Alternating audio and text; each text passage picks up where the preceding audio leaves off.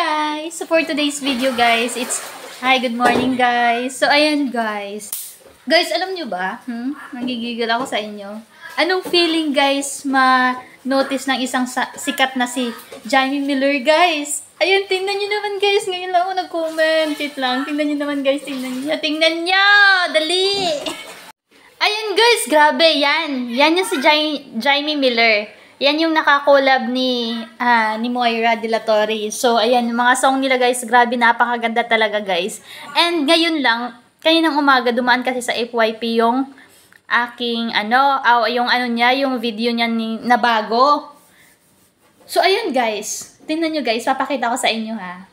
So, eto guys. So, ayan, nagko-comment ako sa kanya guys, sabi ko, I hope na manotice niya ako. Tapos, ayun guys, na-notice nga ako guys. Tingnan nyo naman, oh. Tapos guys, etong sinasabi niya, nag-comment siya na it's out. Kasi nagtanong ako guys na kung na-release na ba yung song na yon. Kasi parang bago siya. And guys, to be honest, I am not fan with Jaime Miller. But, ngayon guys, na-notice niya ako guys. Grabe, kumakabog-kabog yung dibdib ko.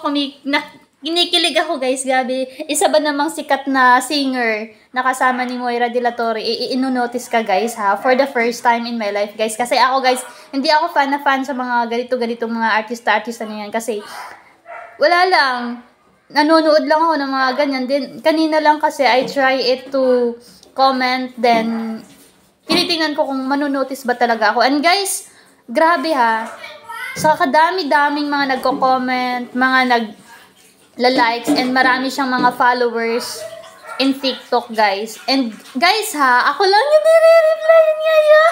Na-replyan ako, guys. And, grabe, nakakakilig. Promise, guys. My heart is bugs-bugs talaga, guys. And, eto yun, guys. Tingnan nyo naman, ha. Tingnan nyo. Ayan, diba? Ayan, guys, for the, for the proof. Baka sabihin nyo, nagawa-gawa lang ako, guys. Kasi it's, guys, oh my God, thank you sa pag-notice. So, it's out, sabi niya. And, guys, grabe.